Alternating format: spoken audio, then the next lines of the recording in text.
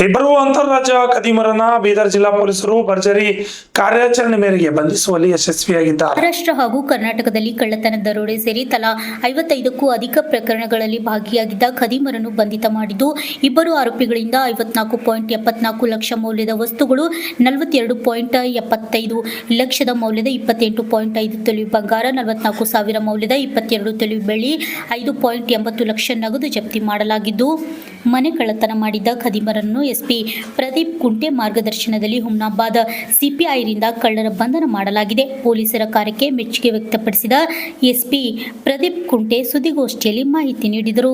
ವಿಶಾಲ್ ಸ್ವಾಮಿ, RJ32 Kannada news, Bidar.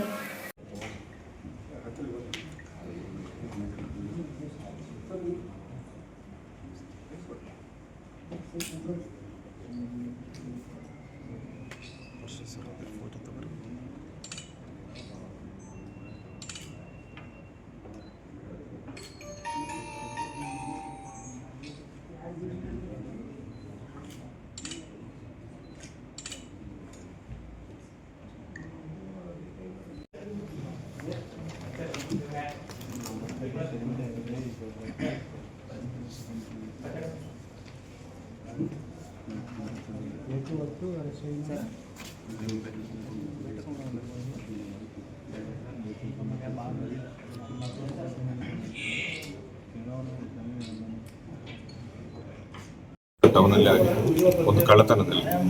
ಒಂದೇ ಮನೆ housing complex ಅಲ್ಲಿ 4 ಮನೆಗಳು ಕಳ್ಳತನ ಆಗಿರ್ತದೆ. ಅರ್ಲಿ ಮಾರ್ನಿಂಗ್ 3 ಗಂಟೆಗೆ ಇಬ್ಬರು ಮಾಸ್ಕ್ ಧರಿಸಿ ಕಳ್ಳತನ ಮಾಡಿರ್ತಾರೆ. ಸುಮಾರು 410 gram gold plus 7 lakhs in ಕ್ಯಾಶನ್ನು ಕಳುವು ಮಾಡಿರ್ತಾರೆ. ಆರೋಪಿಗಳ ಬಗ್ಗೆ ಯಾವುದೇ ಸುಳಿವು ಇರಲಿಲ್ಲ. ಇಬ್ಬರು ಕೈಗೆ ಮಾಸ್ಕ್, ಗ್ಲೌಸ್ ಪ್ಲಸ್ ಫೇಸ್ಗೆ ಮಾಸ್ಕ್ ಪ್ಲಸ್ ಸಾಕ್ಸ್ ಹಾಕೊಂಡು ಬಂದಿರ್ತಾರೆ. ಕೇವಲ ಒಂದೇ ಒಂದು ಕಡೆ CCTV ಫುಟೇಜ್ ಸಿಕ್ಕಿರ್ತದೆ. ಆ CCTV ಫುಟೇಜ್ ಫಾಲೋ ಮಾಡ್ಕೊಂಡು ಹೋದಲ್ಲಿ ಯಾವುದೇ ಸುಳಿವು ಇರಲಿಲ್ಲ.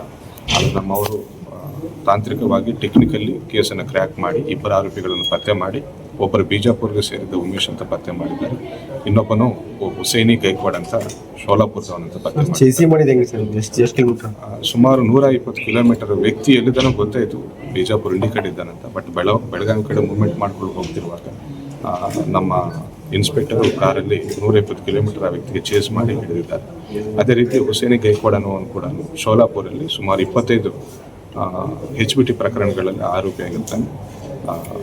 ಹ್ಯಾಬಿಟುವಲ್ ಆಫೆಂಡರ್ ಆಗಿರ್ತಾರೆ. ಆ ವ್ಯಕ್ತಿಯನ್ನು ಕೂಡ ಶೋಲಾಪುರ ಪೊಲೀಸರು ಸಹ ಹಿಡಿದಿದ್ದಾರೆ. ಹಿಡಿದು ಸುಮಾರು 285 ಗ್ರಾಮ್ಸ್ ಆಫ್ ಗೋಲ್ಡನ್ನು ರಿಕವರಿ ಮಾಡಿದ್ದಾರೆ. 5,80,000 ಕ್ಯಾಶ್ನು ಕೂಡ ರಿಕವರಿ ಮಾಡಿದ್ದಾರೆ. ಈ ಎಲ್ಲ ಪತ್ತೆ ಕಾರ್ಯಾಚರಣೆಯಲ್ಲಿ ಭಾಗವಹಿಸಿದ್ದ ಸಿಬ್ಬಂದಿ ಅಧಿಕಾರಿಗಳಿಗೂ ಕೂಡ ನಾನು ಧನ್ಯವಾದಗಳನ್ನು ತಿಳಿಸ್ತೇನೆ. ಈ ಹಿಂದೆ ವೈರಲ್ ಆಗಿತ್ತು CC ಕ್ಯಾಮೆರಾ, ಅದೇ ಅದೇ ಎಸ್.